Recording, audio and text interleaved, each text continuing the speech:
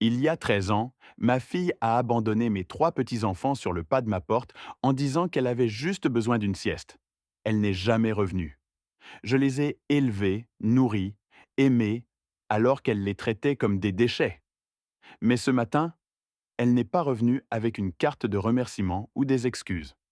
Elle est revenue avec un groupe d'intervention, un avocat en costume à 3 000 € et l'accusation que j'avais kidnappé ses enfants. Il croyait me tenir. Il pensait que j'étais un vieux sénile qu'il pourrait écraser sans effort. Mais il ne savait rien de l'enveloppe moutarde cachée depuis des années sous une latte du plancher de ma chambre. Il était 6 heures du matin un dimanche. Je m'appelle Henri Beaumont. J'ai 70 ans, mes genoux craquent quand le temps change, mais mes mains restent fermes. J'ai passé 40 ans dans le pétrole. La cuisine était silencieuse, à part le grésillement du bacon. C'était mon moment préféré. Dans l'autre pièce dormaient mes trois raisons de continuer. Léo, 17 ans, receveur de baseball. Valérie, 15 ans, qui voulait étudier le droit. Et Mathéo, mon Mathéo, 13 ans, un bébé de 2 mois quand sa mère l'a déposé ici. Ma pension, 1 800 € par mois. Entre l'hypothèque et les courses pour trois adolescents, il me restait 400 €. J'avais économisé pendant 6 mois pour acheter un nouveau gant à Léo. Ce n'était pas une vie de luxe, mais cette maison était chaude et pleine d'amour. Jusqu'à ce que la porte explose. Je n'ai même pas entendu qu'on frappait. Un fracas me secoua les os. Des photos tombèrent, des éclats volèrent. Ma cuisine se remplit d'hommes en casques et gilets. Ils hurlaient. Police, au sol, mains visibles. Une botte me balaya les jambes. Je tombais, le visage écrasé contre le carrelage. Ne leur faites pas de mal, ai-je crié. Il y a des enfants. Un genou dans mon dos, des menottes se refermèrent. Mon cœur cognait. Je les entendis se réveiller. Le cri de Valérie, les pleurs de Mathéo, Léo qui rugit Lâchez-le. Mon garçon était sorti en boxeur, prêt à se battre contre une armée. Reste en arrière, Léo, ai-je crié. Deux agents le plaquèrent. C'est un garçon, ai-je supplié. Il a 17 ans. C'est alors qu'elle entra. Véronique, ma fille. 13 ans avaient repassé. La dernière fois, elle pesait à peine rien, la peau grise à cause de la drogue. Elle avait abandonné 3 bébés. Maintenant, elle semblait sortie d'un magazine. Manteau crème, cheveux parfaits, lunettes chères. Elle me regarda avec un dégoût glacial. Le voilà, cria-t-elle. Voilà le monstre qui m'a volé mes bébés. J'étais au sol, incrédule. Volés? Je ne les avais pas volés. Je les avais sauvés. Elle courut vers les enfants terrifiés. Mes amours, gémit-elle. Maman est là. Elle vous a tant cherché. Mathéo se recroquevilla. Il ne la connaissait pas. Éloigne-toi d'eux, ai-je rugi. Tu les as abandonnés. Elle se tourna, le masque tomba un instant.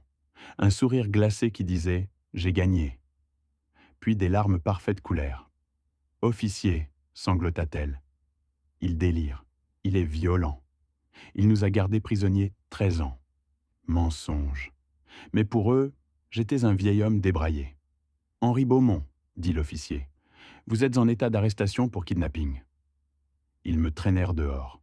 Mes voisins regardaient, horrifiés. Dans la voiture, je regardais la maison.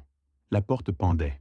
Sur le porche, Véronique posait avec les enfants devant un photographe. Léo avait l'air de vomir. Valérie pleurait. Mathéo était perdu. Les flashs m'aveuglèrent. Mes petits-enfants n'étaient que des accessoires. Quand la voiture démarra, quelque chose en moi devint froid. 13 ans, je les avais protégés. J'avais tout sacrifié. Et en 20 minutes, Véronique était revenue pour tout incendier. La cellule sentait le chlore et le désespoir. Je m'assis sur un banc en acier, entouré d'hommes au regard dur. Henri Beaumont, 70 ans, en sandales oranges 2 tailles trop grandes. Un gardien frappa les barreaux. Beaumont, affaire légale. Dans une salle, un garçon qui ne semblait même pas se raser. Costume bon marché, chemise trempée. Je suis Bruno, votre défenseur public. Dites-moi quand je retrouve mes petits-enfants. Il grimaça. Le juge a fixé une caution. 500 000 €. Je ris, amer. J'ai 400 € d'économiser pour un gant. Bruno sortit une tablette. Vous devez voir ça.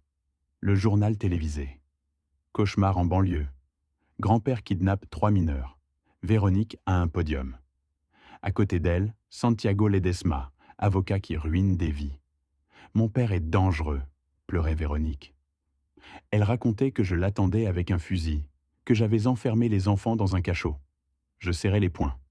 La seule arme que j'avais eue était un pistolet à air pour les ratons laveurs. Le cachot était une chambre avec des étoiles collées au plafond pour que Matteo n'ait pas peur.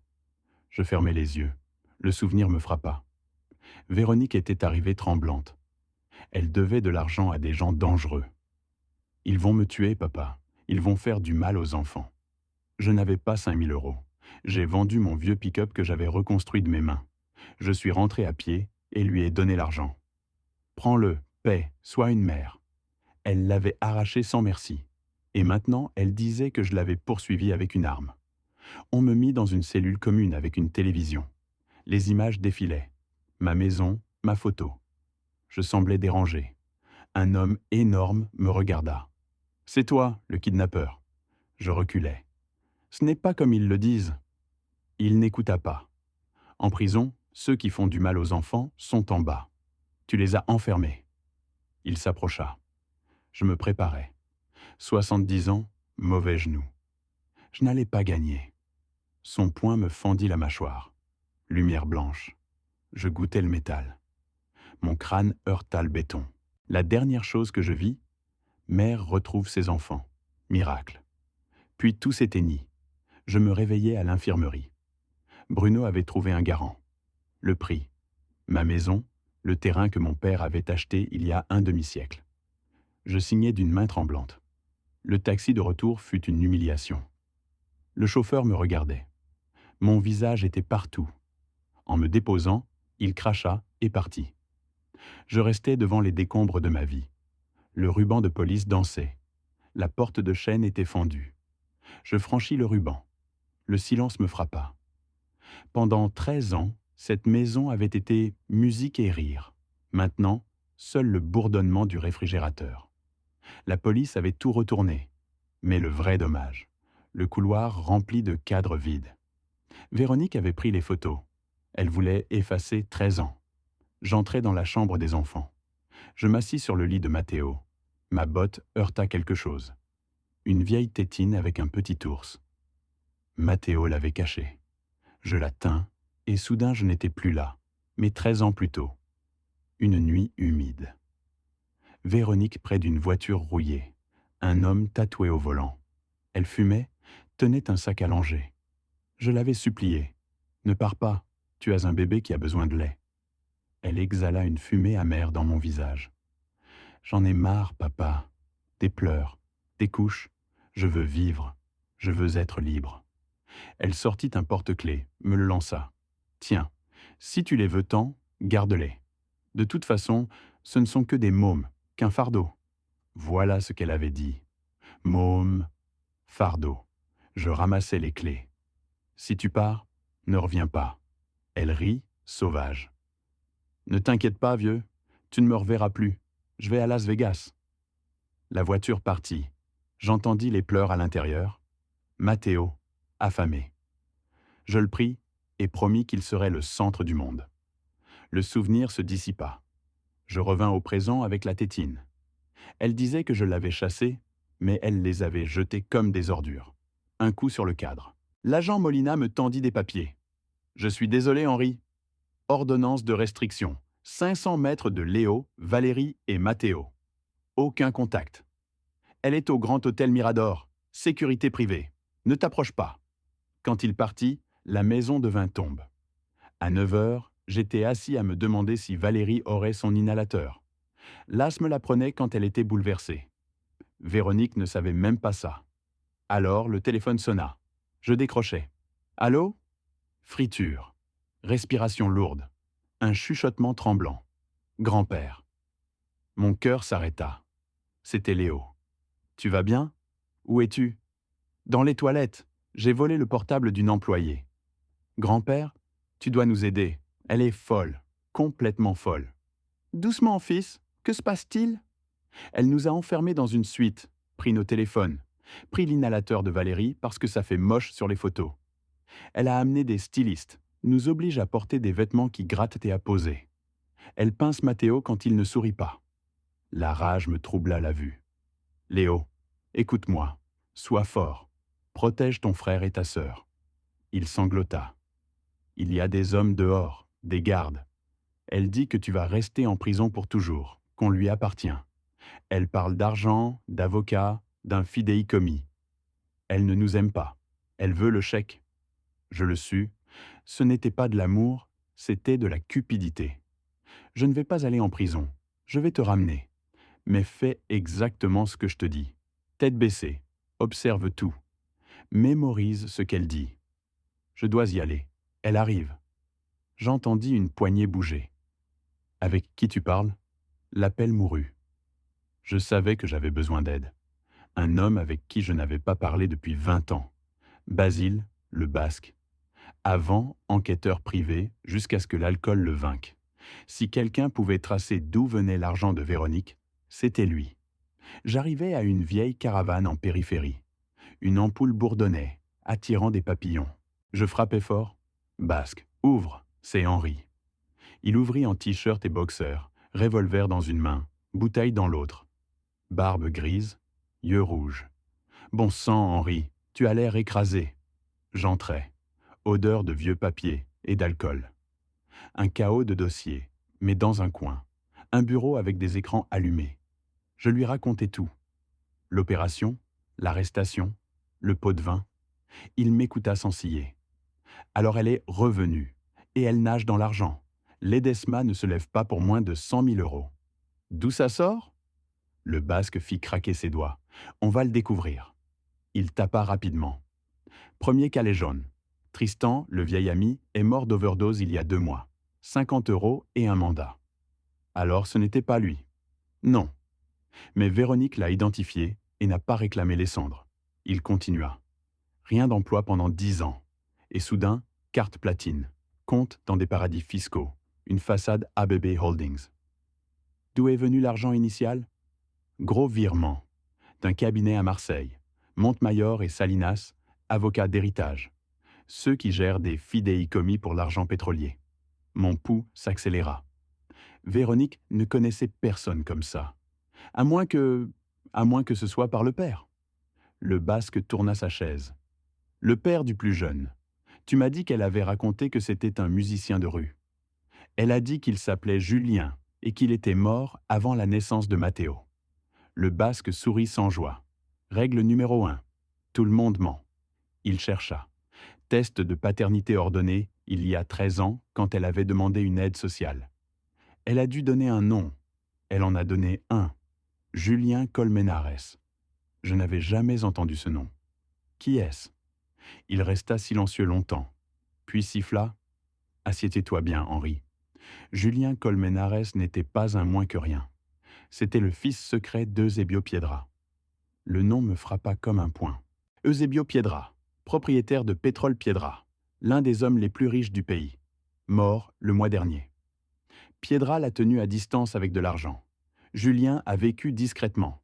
Il est mort dans un accident de moto il y a 4 mois. Pas de testament. Alors l'héritage va à ses héritiers directs. Le Basque hocha. Et comme il n'avait ni femme ni parents vivants, ça va à ses enfants, Léo, Valérie et Matteo. Il ouvrit un dossier. Le fidéicommis de Julien, évalué à 18,5 millions d'euros. J'eus le vertige. Mes enfants, avec des vêtements d'occasion et des céréales génériques, étaient multimillionnaires. Et voici le pire. L'argent est en fidéicommis jusqu'à leurs 21 ans. Mais le tuteur légal touche des frais d'administration. 500 000 euros par an, plus le logement et l'accès aux biens. Je sentis la bile. C'était un salaire. Elle a besoin de la garde pour ouvrir le coffre. Pas seulement la garde, elle doit être la seule tutrice. C'est pourquoi elle t'a accusé de kidnapping. Si tu deviens un criminel, tu ne peux pas te battre. Elle garde les enfants, touche le chèque et vit comme une reine. 13 ans sans un appel. Et dès que l'argent apparut, elle défonça ma porte. L'audience pour nommer le tuteur permanent sera mardi prochain. 6 jours. Je compris le plan. Si elle arrivait normalement, un juge verrait mes 13 ans. Je pourrais gagner. Mais un kidnappeur n'obtient pas la garde. Un criminel ne gère pas 18 millions. Elle devait me détruire. C'est pourquoi le groupe, l'histoire de l'arme. Elle avait besoin que je sois un monstre. Je voulus les prévenir. Je composai le numéro que Léo avait utilisé. Ça sonna une fois. Voix robotique. Le numéro était déconnecté. Elle l'avait trouvé. Mon garçon était enfermé, et je ne pouvais même pas lui dire « Je viens te chercher ». Le basque monta le volume du téléviseur. Véronique devant l'autel en noir et perle. Ledesma derrière, vautour élégant. Elle regardait la caméra, l'arme fausse. Ils avaient besoin de guérir, d'intimité. C'est pourquoi ils partiraient ce soir pour l'Europe, vers un centre en Suisse pour victimes d'enlèvement. Notre vol part dans 2 heures. Nous allons à l'aéroport privé. Je restais sans air. Si elle les embarquait, c'était fini. Elle fuit. Elle avait peur que je réussisse à me battre avant mardi. Ce n'était plus juridique. C'était un sauvetage. Si on y va, je viole l'ordonnance. Si on se fait attraper, je prends 20 ans. Le basque vérifia le revolver et le rangea à sa ceinture. Il me lança les clés. Alors, il vaut mieux qu'on ne se fasse pas attraper. Le basque conduisit comme si le diable le poursuivait. Le moteur rugissait. 10 minutes. Si le pilote a l'autorisation, il décolle avant qu'on entre. L'aérodrome privé apparut. Grille haute, fil barbelé. Sur la piste, un jet prêt, moteur hurlant. Une camionnette noire près des escaliers. Je les vis. Véronique tirait Mathéo par le bras. Mon petit plantait ses talons. Elle le traînait sans pitié. Un homme portait Valérie sur son épaule pendant qu'elle donnait des coups. Et Léo, mon Léo se battait. Il se planta devant un garde, lança des coups. Le type rit et le poussa. Léo tomba, se releva et se mit entre l'avion et son frère. Il les force, fonce dans la grille. Il n'hésita pas. Il accéléra et emporta le portail. Métal qui cria, étincelle. Nous entrâmes en dérapant. Le pilote dut nous voir. Les moteurs s'élevèrent. Bloque l'avion. Le basque freina de côté devant le jet. J'ouvris la portière et sautai. Mes genoux protestèrent, mais l'adrénaline fut l'anesthésie. Je levai la clé en croix. Lâchez-les. Le garde posa Valérie. Léo me regarda, yeux grands ouverts. Grand-père. Véronique se retourna. Le vent fouetta ses cheveux. Elle ne semblait pas effrayée, elle semblait furieuse. Montez-les dans l'avion maintenant. Les types hésitèrent. J'avançai. J'avais de l'arthrite et le cœur me sautait parfois, mais là, je me sentis géant. Si vous les touchez encore, je vous casse chaque os. Le plus grand mit la main dans sa veste. Le basque tira en l'air. L'explosion coupa la nuit. En arrière, le prochain n'est pas un avertissement. Le type s'arrêta, main en l'air. Véronique attrapa Mathéo et tenta de le monter. Non! Je courus. J'arrivai aux escaliers. Je frappai le métal avec la clé. Un bruit de cloche. Lâche-le, Véronique. Elle me regarda d'en haut. Tu es pathétique, un vieux pauvre. Tu crois pouvoir arrêter ça? Je les ai. Ils sont à moi. Tu les as mis au monde. Tu ne les possèdes pas. Sirène. Lumières rouges et bleues. Police aéroportuaire. Véronique sourit avec cruauté. C'est fini, Henri. Tu viens de tout me donner. Elle avait raison. J'avais violé l'ordonnance. Mais tant que cet avion ne décollait pas, j'avais gagné du temps. Monsieur, lâchez l'objet. Je me retournai. Voiture, agent me visant. Je regardais Léo, Valérie, Mathéo. Je vous aime. Je vous aime plus que tout. N'oubliez jamais. Je commençai à baisser le métal, mais le garde se jeta sur moi. Taser! Je sentis le coup dans la poitrine. Ce fut comme la foudre. Tout mon corps se tendit. Douleur blanche, brutale. Je tombai. Le métal roula. J'entendis Léo crier mon nom. Des bottes m'entourèrent. Ils m'écrasèrent. Ils me menottèrent. Arrêtez de résister. À travers la douleur, je vis Véronique en haut de l'escalier. Elle regardait comment on me traînait. Elle ajusta sa robe et parla au pilote. Je pus lire sur ses lèvres. Il ne pouvait pas partir. La piste était une scène, elle était fermée. La rage lui tordit le visage, mais elle dut faire monter les enfants dans l'avion sans décoller. Elle ne partait pas ce soir. J'avais acheté du temps en échangeant ma liberté contre un délai. Ils me jetèrent dans une voiture. Je réussis à voir le basque menotté. Il me regarda et hocha la tête avec tristesse. Je m'évanouis, mais la guerre ne faisait que commencer. J'avais une dernière arme, l'enveloppe moutarde cachée sous le plancher. Le basque avait survécu à l'assaut des mercenaires dans ma maison pour la récupérer, saignant et brisée. Et quand je la tins enfin, taché de son sang, je sus que je n'étais pas seul. Le jour du jugement se leva gris et humide. Je ne dormis pas, l'enveloppe moutarde collée à la peau sous l'uniforme. Elle me grattait, mais ce grattement me gardait sain. Quand j'entrai dans la salle, ce n'était pas la justice, c'était un cirque. Des centaines de personnes, des journalistes, des pancartes. Protégez les enfants, enfermez-le. Monstre. La salle était glaciale, énorme. Véronique à la table de l'accusation. Plus la femme au manteau cher, maintenant une mère souffrante. Pull gris, sans maquillage, cernes exposées. Un chef-d'œuvre de manipulation. Ledesma à côté, sûr comme un couteau. Le juge, M. Paredes, entra avec un visage de pierre. Dans ses yeux, j'étais déjà coupable. Le procès fut une boucherie. Ledesma monta un spectacle. Il me peignit comme un vieil homme amer. Il parla de cachot et appela son témoin vedette. Teodoro Guzman, mon voisin, le même à qui j'avais aidé. Il monta sans me regarder. Monsieur Guzman, racontez-nous ce que vous avez entendu. Guzman regarda Véronique qui hocha la tête. Des cris, beaucoup de cris la nuit. J'ai entendu les enfants supplier qu'on les laisse sortir. J'ai entendu Monsieur Beaumont les frapper. Un souffle parcourut la salle. C'était un mensonge. Les seuls cris étaient pour un match ou des enfants qui jouaient. Menteur, murmurai-je. Bruno me saisit le bras. Le jury l'avalait. Je me levai. Vous êtes renvoyé, Bruno. Bruno resta figé. Le juge frappa le marteau. Monsieur Beaumont, asseyez-vous. Vous avez une représentation. Non, votre honneur. Je me représente moi-même. Murmure. Ledesma sourit. Un vieux qui s'autodétruit. Le juge avertit que c'était une mauvaise idée. Je soutins son regard. Peut-être que je ne connais pas la procédure, mais je connais la vérité. Et je suis le seul ici qui la connaisse. Après un silence, il accepta. Votre premier témoin? Je n'ai pas de témoin. Ledesma lâcha un petit rire. Le juge, irrité. Avez-vous une déclaration ou perdons-nous du temps? Je mis la main dans l'uniforme et sortis l'enveloppe moutarde. Froissée, tachée de terre et de sang. Je vis les yeux de Véronique se fixer dessus. Elle cessa de jouer. Son corps se durcit. Elle reconnaissait la couleur de son péché. Je marchai lentement avec l'enveloppe levée. La salle resta silencieuse. Un silence qui pèse comme la pierre.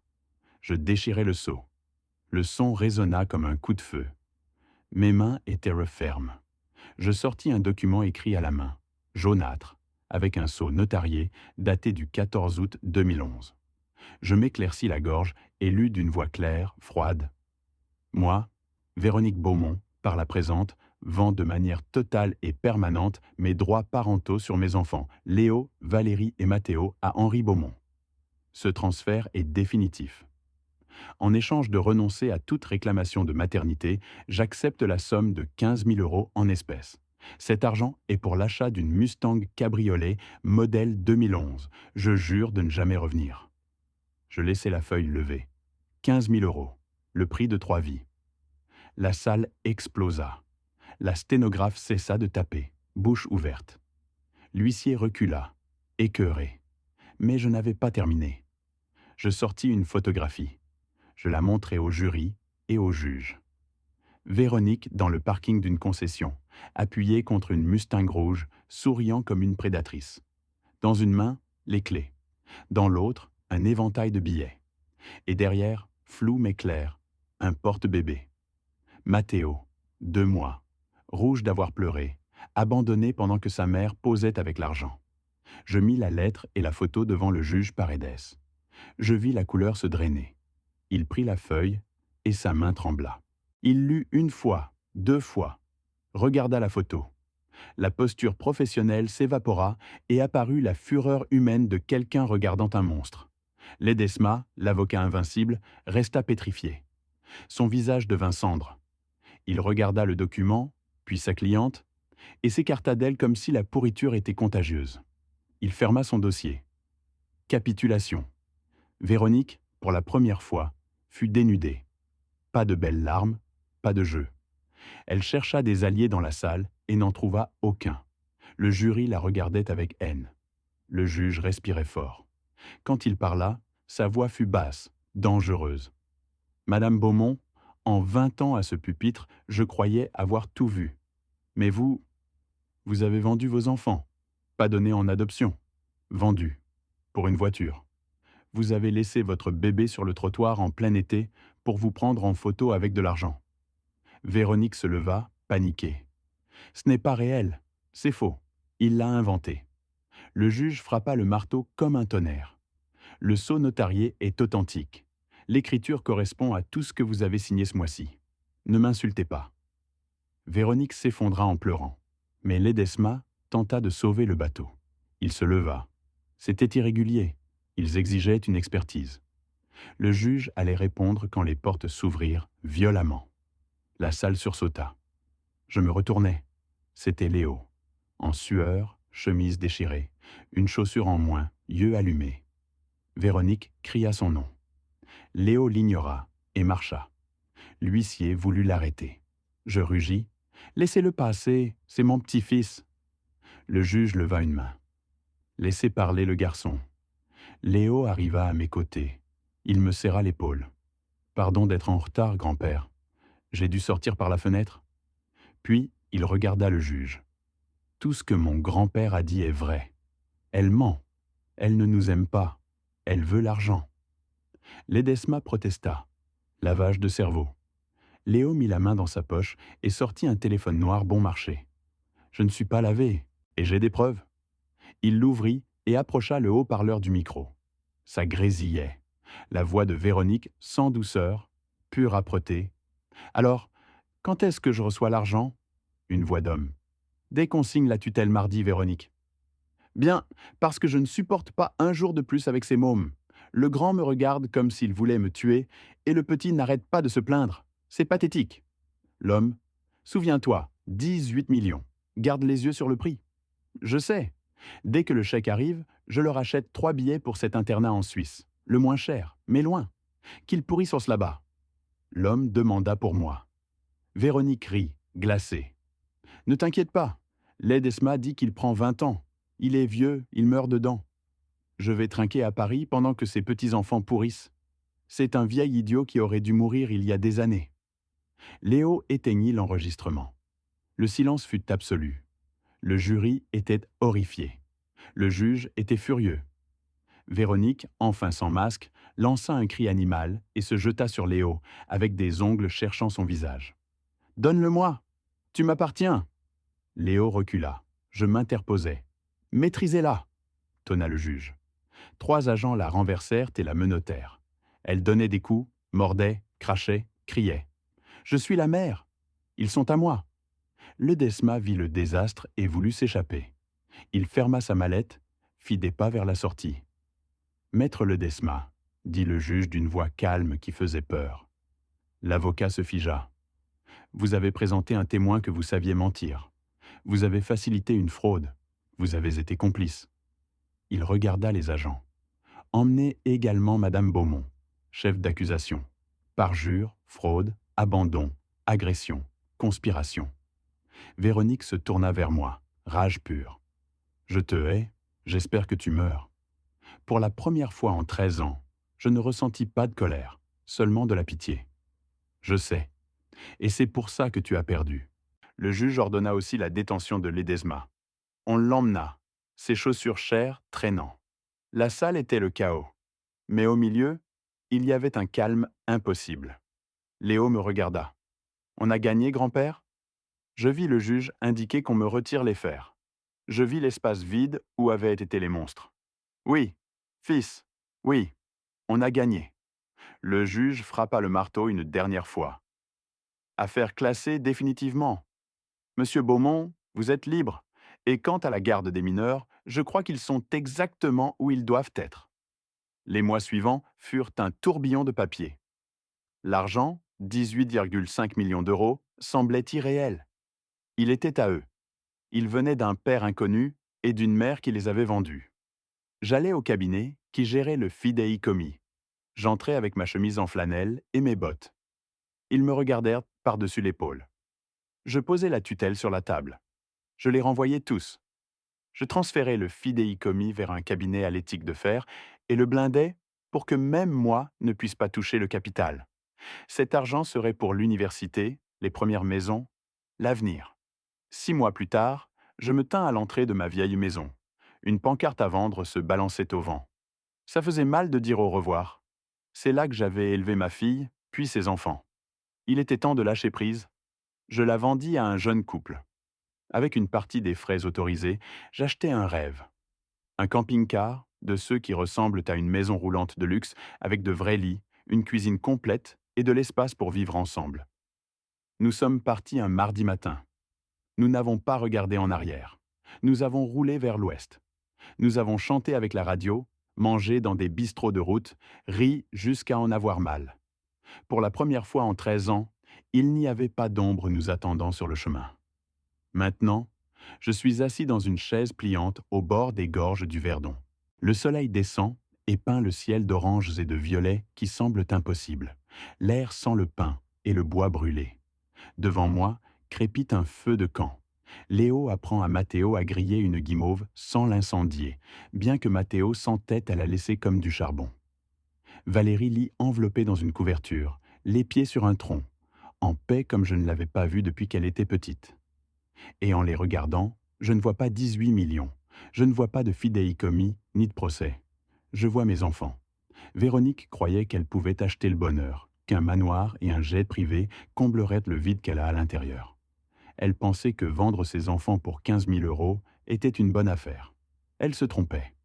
On dit que le sang est plus épais que l'eau, et on l'utilise pour justifier des péchés, pour vous obliger à pardonner à qui vous détruit juste parce qu'il partage votre ADN.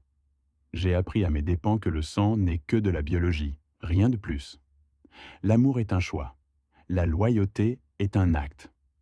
Véronique a choisi l'argent. Je les ai choisis, eux. Et pendant que je regarde Mathéo rire quand sa guimauve prend feu, et Léo lui taper dans le dos pendant que Valérie sourit en les voyant, je sais que j'ai bien choisi. Elle a vendu ses moments pour le prix d'une voiture d'occasion. L'argent peut être là, assis dans une banque, mais il ne vaut pas une seule de leurs étreintes. Parce que la famille n'est pas celle qui vous a donné naissance. La famille, c'est celle qui reste. Qui vend son pick-up pour payer vos dettes. Qui traverse une grille pour arrêter un avion. Qui s'assoit à vos côtés dans un tribunal quand le monde entier vous déteste. La famille, c'est celle qui est là quand la tempête arrive et qui reste quand le soleil sort. Et en regardant mes 3 enfants près du feu, je sais une chose avec certitude. Nous sommes à la maison. Peu importe où nous garons ce camping-car, nous sommes à la maison. Et ça, c'est une richesse que Véronique ne comprendra jamais. Merci d'avoir écouté mon histoire. Si elle t'a touché, laisse un like, écris en commentaire ce qui t'a le plus parlé et abonne-toi à la chaîne. Beaucoup d'autres histoires arrivent. Ce n'est pas la fin de la mienne. C'est seulement le début de quelque chose de meilleur.